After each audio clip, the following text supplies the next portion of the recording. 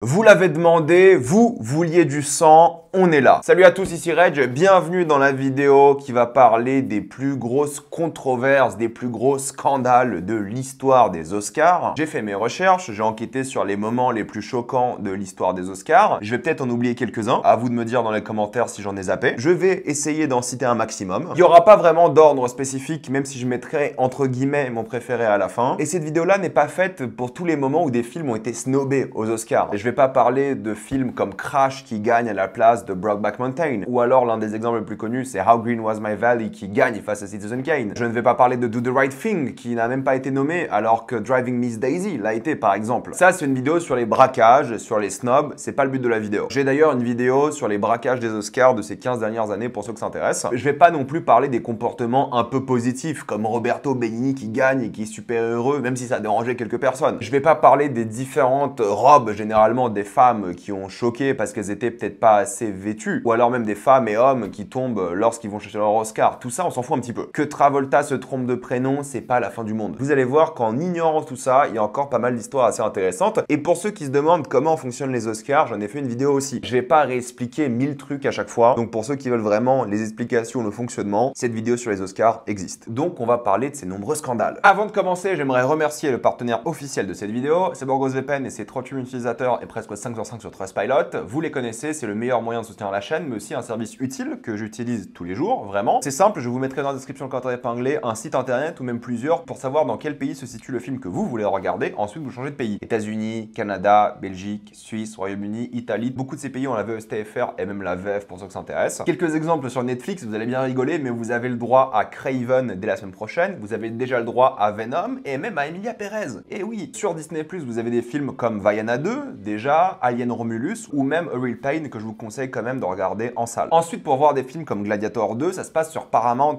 Alors pour Paramount+, il faut que vous vous connectiez avec votre VPN et en même temps sur l'application Paramount officielle. Donc vous prenez un abonnement de Paramount, mais si vous avez Paramount via Canal, vous vous connectez à votre compte Paramount avec votre compte Canal. C'est vraiment simple de le faire et vous avez accès à tous ces films comme aussi Septembre 5 ou même Sonic 3. Même chose pour Max, il faut vous connecter à l'application Max en question. Vous avez déjà Flow par exemple, vous avez L'amour au présent, vous avez La guerre des Rohirrim, vous avez Hérétique ou encore A Different Man qui n'a toujours pas de date de sortie française. Et pour les gros consommateurs de YouTube, vous avez toutes les fonctionnalités géniales de YouTube Premium pour moins cher. Prenez un pays de l'Union Européenne où c'est moins cher comme la Roumanie, la Bulgarie. Ça marche encore aisément aujourd'hui, il y a plein de tutos sur internet pour ceux qui n'y arrivent pas. Et vous avez accès à toutes ces fonctionnalités qui sont pratiques et changent la vie, comme pour Letterboxd qui est aussi moins cher pour l'abonnement patron si vous allez dans un autre pays. Vous serez en bien plus grande sécurité avec un VPN que ce soit le Wi-Fi de l'université, de l'hôtel, de l'aéroport ou même de chez vous. Vous pouvez partager un compte avec 7 personnes au total, c'est disponible sur tous vos appareils préférés, c'est super simple d'utilisation, vraiment tout le monde peut le faire, en quelques clics, c'est fait. Vous pouvez essayer par vous-même quand vous êtes satisfait ou remboursé sous 45 jours et vous avez une assistance technique en français 24h/7. Utilisez le lien dans la description, le commentaire épinglé, afin de vous abonner à BorgosVPN et bénéficier de 83% de réduction plus 4 mois gratuits. Foncez sur l'offre. Je vais commencer avec un scandale de l'époque, l'un des premiers si on peut appeler ça comme ça. Hattie McDaniel gagne l'Oscar de la meilleure actrice dans un rôle secondaire au début des années 40 pour le film Autant emporte le vent. C'est d'ailleurs la première personne noire de l'histoire des Oscars à gagner une récompense pour son acting. Sauf qu'en 1940, il y avait un problème aux États-Unis par rapport aux personnes noires. Ça s'appelait la ségrégation. Et au fait, à l'endroit où ils ont fait cette fameuse cérémonie des Oscars, dans un hôtel à l'époque, rappelez-vous, les Oscars n'ont même pas 100 ans. Ils ont commencé en 29. Donc là, on n'est même pas à 15 ans de cérémonie. Et bien, l'hôtel en question n'avait pas le droit d'accueillir des personnes noires. Et du coup, elle, qui a gagné, d'ailleurs, elle n'a même pas une statuette, elle a eu une plaque, parce qu'à l'époque, les acteurs secondaires n'avaient pas de statuette, mais une plaque. Eh bien, elle a dû s'asseoir loin de tout le monde, isolée des autres, parce qu'elle était noire, alors qu'elle a gagné. Rendez-vous compte de ça. Donc ça, c'était vraiment l'un des premiers scandales. Elle n'était pas assise avec les invités habituels. Et c'est que récemment que l'Académie des Oscars s'est officiellement excusée. Malheureusement, ça ne sera pas la seule controverse raciste de la liste, mais c'en était une grosse qui avait forcément beaucoup fait parler d'elle à l'époque. Il faut parler un peu de Katharine Hepburn, qui elle a gagné 4 Oscars. C'est l'actrice qui a gagné le plus d'Oscars de l'histoire des Oscars. Elle en a 4. Et à chaque fois, c'était pour un rôle principal, ce qui est encore plus fou. Contrairement à d'autres qui en ont 3, comme Nicholson qui en a 2 en principal, 1 en secondaire. En plus de ça, elle a gagné 2 2 années d'affilée, bref, une reine. Mais ce qui est le plus rigolo, c'est qu'elle a gagné 4 fois, mais elle s'est jamais pointée à la cérémonie. Elle en avait rien à faire. Elle n'est jamais venue chercher son Oscar aux cérémonies officielles. Et peut-être ce scandale slash controverse est plus une anecdote qu'autre chose, parce que c'est peut-être pas si grave que ça. Il faut savoir qu'à l'époque, comme je l'ai dit dans ma vidéo explicative sur les Oscars, il peut y avoir des égalités. Et en effet, il y a eu une égalité. C'était le premier et dernier ex-aequo de l'histoire dans la catégorie acting, avec Katharine Hepburn et Barbara Streisand qui gagnent la même récompense. Là où Barbara Streisand était présente, Katharine Hepburn ne l'était pas. Ça avait fait un petit peu scandale à l'époque parce que les ex-aequo étaient pas si répandus que ça. Et là que ça arrive pour ces 2 grandes stars, c'était assez marquant. Mais c'est intéressant parce que du coup, c'est plus jamais arrivé. Parce que oui, pour rappel, encore aujourd'hui, c'est possible d'avoir des égalités. D'ailleurs, pour ceux qui se posent la question des autres égalités, il y en a eu quelques-unes, 6 au total, dont l'exemple que j'ai cité. Mais il y en avait un autre en 1932. Wallace Beery et Frédéric Marc qui sont donc à égalité. Apparemment, en termes de vote, c'était pas le même nombre de votes, mais c'est dans la marge d'erreur, donc ils l'ont compté comme une égalité. En 1950, c'est la catégorie documentaire de court-métrage. C'était entre A Chance to Live et So Much for So Little. Meilleur documentaire, il y avait aussi un ex-aequo en 1987 pour Artie Shaw, Time Is All You've Got et Down and Out in America, qui sont partis avec le même trophée. Et en 95, il y a eu donc le court-métrage de live-action qui a aussi eu un ex-aequo entre Franz Kafka, It's a Wonderful Life et Trevor, qui sont partis eux aussi avec le trophée. Et le plus récent, je l'avais cité dans ma vidéo sur les Oscars aussi, c'était Skyfall et The Dark Thirty en 2013, dans la catégorie mixage son, qui n'existe plus aujourd'hui d'ailleurs. Vous savez, dans l'histoire des Oscars, il y en a eu qui ont été refusés. Les acteurs ou autres personnes peuvent refuser la récompense. Le plus connu, c'est Marlon Brando. Marlon Brando gagne son 2e Oscar pour Le Parrain. Mais évidemment, de manière très célèbre, il refuse la récompense. À la place, il a dit à Sachin Littlefeather d'aller sur scène, sur le podium, et de parler de la condition des natifs américains dans la vie de tous les jours et la représentation qu'ils ont dans le cinéma actuel. Actuel étant les années 70. Ça a rendu tout le monde fou de rage. Elle s'est faite huer sur scène. Cette activiste qui était aussi un petit peu polémique. Apparemment, elle a menti sur son héritage et tout. Mais bref, l'idée était que Marlon Brando, pour une cause juste, donc la représentation des Premières Nations, a refusé son Oscar, a donné la possibilité à cette femme de parler de la condition des Premières Nations devant le monde entier. Elle s'est fait tuer. Il y a même des gens comme John Wayne, qui était quand même réputé pour faire beaucoup de Premières Nations les méchants de ses œuvres, qui voulaient littéralement, physiquement la déplacer apparemment, de scène, pour vous dire. C'est une séquence lunaire parce que c'était un moment très progressiste dans l'histoire des Oscars, et si c'était arrivé aujourd'hui, on aurait félicité, on aurait récompensé ce genre de dialogue, mais à l'époque, c'était très mal vu. Marlon Brando, gros wokiste, déjà à l'époque, très progressiste. Alors, il est pas parfait, loin de là, il a fait des grandes erreurs dans sa vie aussi, mais sur ce point-là, il était progressiste, et pour les Oscars, c'était un vrai choc. Et l'Académie s'est officiellement excusée à Sachin Littlefeather qu'en 2022, un peu avant sa mort. Et c'est là qu'apparemment sa sœur a dit qu'elle n'était pas vraiment en Première Nation, des choses comme ça, mais bon, ça reste à vérifier. Donc c'est l'un des moments les plus iconiques de l'histoire des Oscars que vous pouvez trouver sur YouTube très facilement. D'ailleurs, pour beaucoup des choses que j'explique ici, il y a des extraits sur YouTube, vous pouvez tout regarder. Il y a eu d'ailleurs 3 Oscars refusés dans l'histoire, donc Marlon Brando, forcément. Mais le premier à l'avoir fait, c'est Dudley Nichols en 1936. Dudley Nichols était un scénariste qui a gagné la récompense, mais vu qu'à l'époque, les scénaristes, en tout cas le syndicat des scénaristes, était en grève, pour montrer sa solidarité au syndicat des scénaristes, il a décidé de refuser la récompense et il n'est donc pas non plus venu à la cérémonie. C'était vraiment pour mettre en avant les revendications du syndicat, ce qui est assez noble, mine de rien. Et l'autre qui a aussi refusé, c'est George C. Scott dans les années 70 aussi, pour le coup, qui refuse la récompense pour Patton parce qu'il n'aimait pas l'idée même de mettre en compétition différents artistes. Et c'est pour ça qu'il a refusé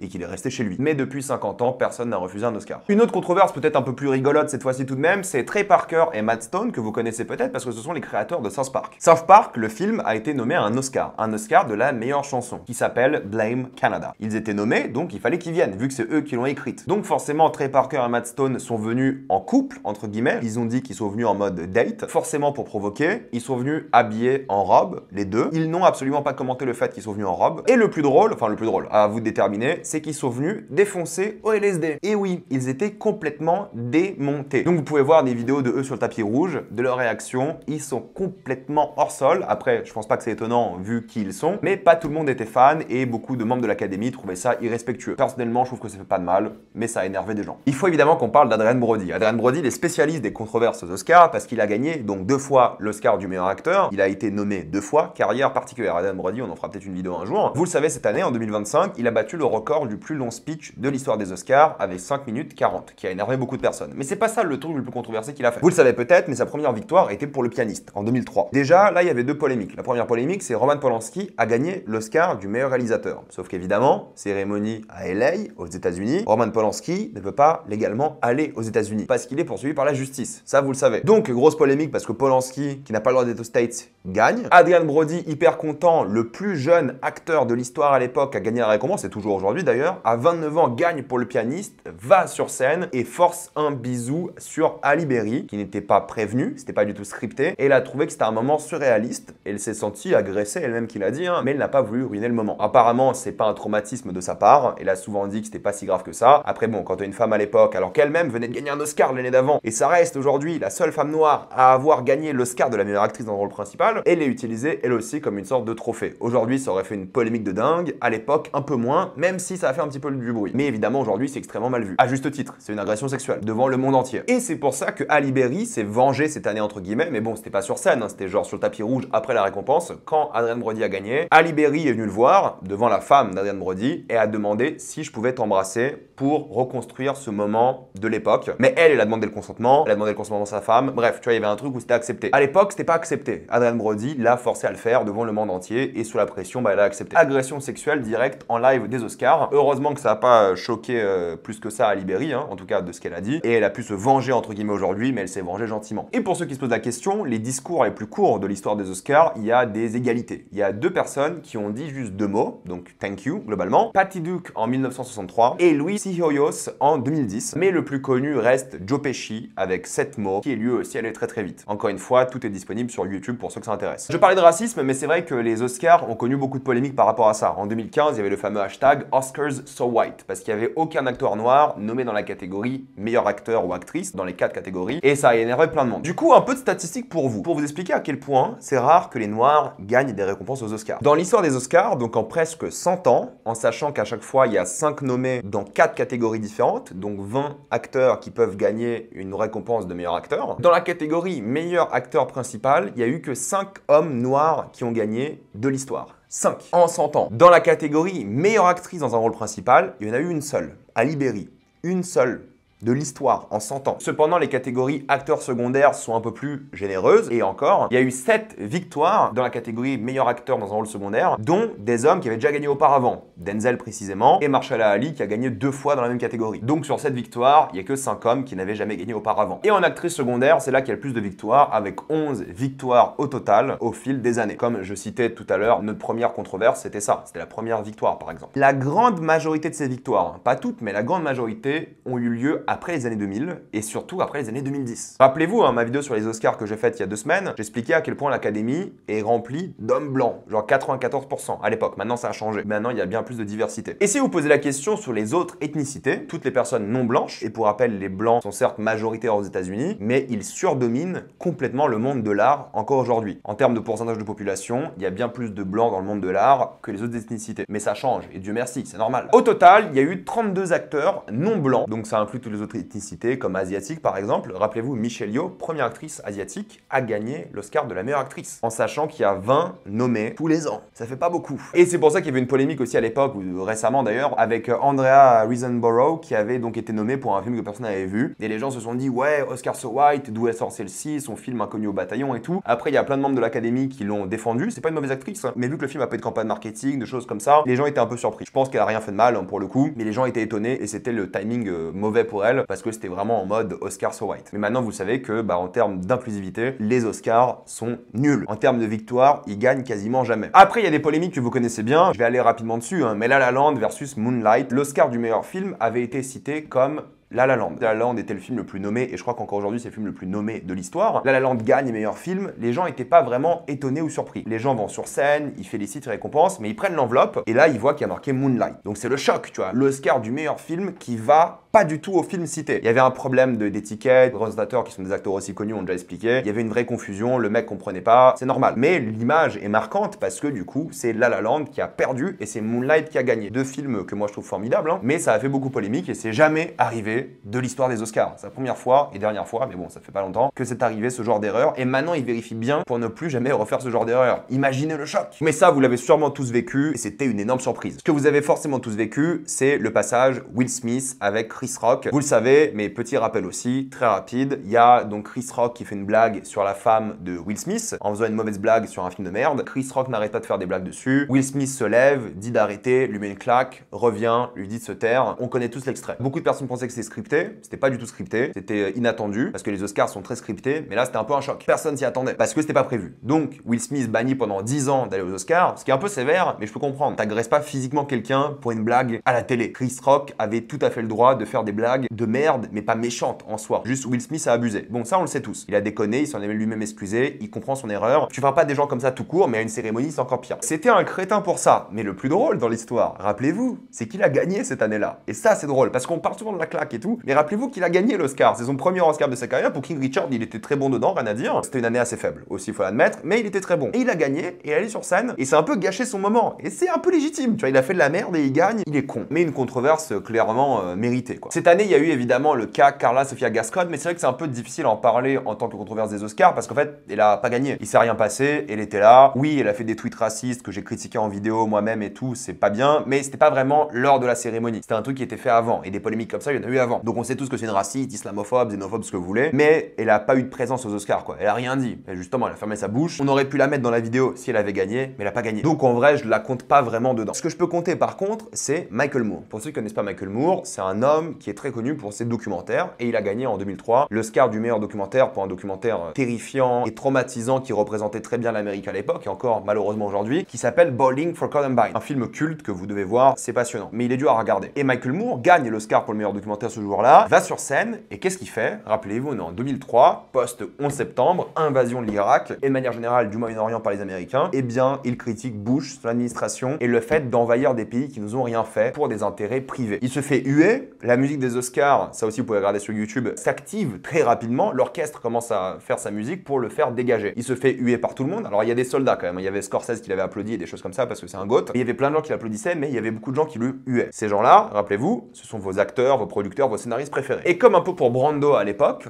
eh bien l'histoire a donné raison à Michael Moore, mais oser aller lors de ton speech des Oscars à ton moment crucial après son travail, hein, il a toujours fait des documentaires très anti-américains entre guillemets, enfin très critiques disons des États-Unis, critiquer Bush en période 11 septembre, là où l'Amérique a sûrement jamais été aussi unie, c'était hyper risqué, et en vrai depuis il a été complètement blacklisté d'Hollywood. Il y a plein d'exemples comme ça de gens qui ont été blacklistés d'Hollywood hein, après avoir dit des choses. Richard Gere, rappelez-vous, a toujours été très pro-Tibet. Il a toujours été free Tibet, et depuis qu'il a fait ses discours pro-Tibet, il a été quasiment blacklisté d'Hollywood parce que la Chine voulait plus jamais voir de film avec Richard Gere en Chine, et la Chine est un grand marché pour le cinéma. Donc il n'a pas fait grand chose de sa carrière, entre guillemets, encore une fois. Parfois, dans l'histoire, il y a des gens qui font des speeches comme ça, des speeches politiques, ils ont 100% raison, mais vu qu'il y a des intérêts économiques, financiers et politiques trop forts, ils disparaissent d'Hollywood. Ou alors ils sont mis de côté. L'exemple de Michael Moore en est un bon. Il a fait des films par la suite, mais l'histoire, comme à Richard Gere et plein d'autres personnes, lui a complètement donné raison. Et c'était évidemment courageux. Il y avait une autre polémique concernant les films d'animation qui a eu lieu récemment en 2022, parce qu'il y avait donc plusieurs présentatrices même je crois cette fois-ci, qui devaient donc dire quelque chose par rapport à l'animation, et en gros ces gens-là disaient que l'animation était pour les enfants. Ça avait énervé plein de gens qui bossaient sur l'animation, parce que lorsqu'on regarde les films récents qui sont sortis d'animation, ils sont pas vraiment que pour les enfants. Du coup il y a plein de gens qui bossent dans l'animation qui disaient que animation is not for kids, un nouveau slogan qu'ils ont lancé, et ça a énervé les gens que les films d'animation soient réservés uniquement à la case films d'animation aux Oscars, et que la catégorie soit pas prise au sérieux. C'est marrant parce que depuis, les films qui ont été choisis pour des victoires ont toujours été bien plus intéressants que les Disney Pixar habituels. Et ça crée la polémique forcément, ça a énervé plein de monde. Et pour rappel, dans la catégorie meilleur film tout court, pas meilleur film d'animation, mais meilleur film tout court, il y a eu que 3 films d'animation nommés de l'histoire. La Belle et la Bête, Toy Story 3 et Là-haut. Pour ceux qui se posent la question, parfois dans l'histoire des Oscars, il y a eu des nominations qui ont été tout simplement supprimées. C'est arrivé 9 fois. Je vais les citer assez rapidement, mais en gros, en 1929, Charlie Chaplin était nommé, en théorie, pour meilleur film, meilleur scénario, meilleur acteur, meilleure réalisation. Et du coup, les Oscars, qui étaient à leur début quand même, au lieu de faire concourir Chaplin dans ces 4 catégories-là, dans lesquelles il aurait pu gagner 4 Oscars différents, ils ont créé une récompense spéciale pour lui, qui n'est donc pas un Oscar, et qu'il a donc supprimé des nominations. Ils n'ont plus jamais fait ça de l'histoire, et ça fait chier parce que du coup, il aurait pu rentrer dans l'histoire comme quelqu'un qui aurait gagné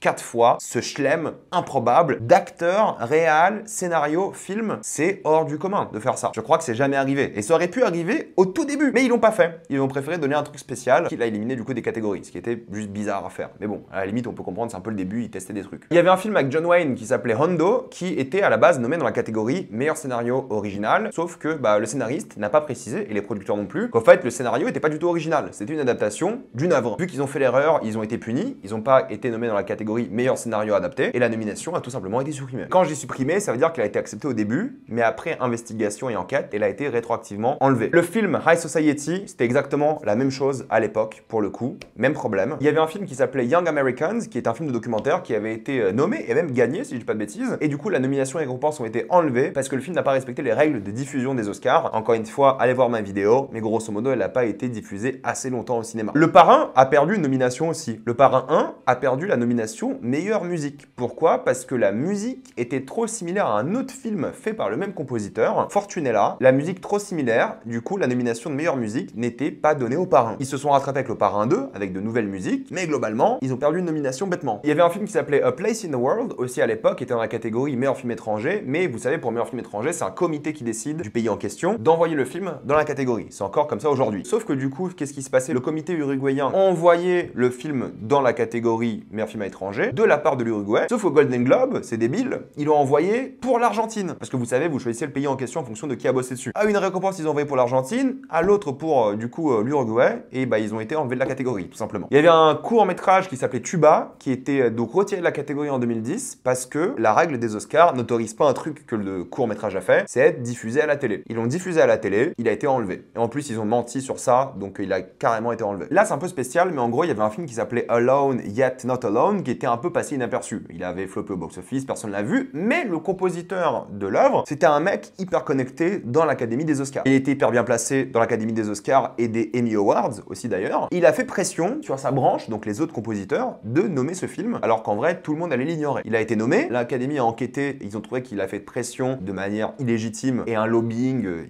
illégal, quoi. Et du coup, la nomination a été enlevée. Il s'est passé un peu la même chose pour le film 13 Hours, qui est sorti récemment. Il y avait un mec, du coup, dans la catégorie son, qui voulait que son film soit nommé. Il a fait un peu pression, lobbying, trop forcé. La nomination a été supprimée. Après enquête, encore une fois. Alors, quelques autres controverses pour ceux qui s'intéressent. Je vais aller rapidement cette fois-ci. En gros, il y avait un film de John Wayne avec Chili Willis qui, lui, en 1961, voulait trop sa récompense. Il voulait tellement sa récompense que lui, son agent, ils ont fait plein de marketing de mauvais goût. D'ailleurs, tellement que l'équipe du film, dont John Wayne, ont dû se retirer de la campagne marketing de ce mec-là parce qu'il forçait trop. Et ça a énervé tout le monde. Campagne trop agressive, de mauvais goût, au point que l'équipe doit se dédouaner du mec. Alors qu'il a été nommé pour le film en question. Normalement, tu fais pas ça. Il y avait un artiste qui s'appelle Robert Topol qui est arrivé nu aux Oscars. Voilà, c'était sa performance artistique. Il s'est baladé nu en direct. D'ailleurs, John Cena lui a rendu plus ou moins hommage récemment. C'était durant la révolution et la liberté sexuelle aux États-Unis. Il a fait ça. Rien de dramatique, mais il l'a fait. Rob Lowe a chanté pendant 11 minutes une horrible chanson lors du début des Oscars. Apparemment, la pire chanson de l'histoire des Oscars. Ça a duré 11 minutes. C'était super long, tellement qu'il y a des spectateurs qui sont partis. Genre des gens qui étaient là pour des prix, ils se sont cassés tellement c'était nul, pour vous dire. Nul et vexant et tout, c'était pourri. Et c'était assez récent, c'était la fin des années 80. Dites-vous que Marissa Tomei, lorsqu'elle a gagné son Oscar pour My Cousin Vinny, c'était tellement une grande surprise pour l'Académie et pour les gens qui étaient dans la cérémonie, qui pensaient que c'était faux et que c'était truqué et que c'était une erreur de l'Académie. Pourquoi? Parce qu'en fait, c'est un rôle très comique, elle est d'ailleurs incroyable dedans, mais vu que l'Académie ne récompensait jamais des rôles comiques, c'était un choc qu'elle ait gagné. Tellement qu'encore une fois, ils ont enquêté sur si c'était pas une erreur. Ils avaient juste pas l'habitude de récompenser des comédies. Lorsque Angelina Jolie a gagné son Oscar, elle a embrassé son frère sur la bouche. Je trouve pas que c'est un énorme choc. Dans certaines familles, certaines cultures, les gens s'embrassent sur la bouche. C'est vrai qu'en live, à la télé, c'est un peu bizarre, il faut l'admettre. Surtout vu les fréquentations d'Angelina Jolie à l'époque. Mais oui, ça a surpris pas mal de monde. Et en 2012, Billy Crystal, qui a quand même été hôte des Oscars 9 fois, si je dis pas de bêtises, a fait un blackface. Ouais.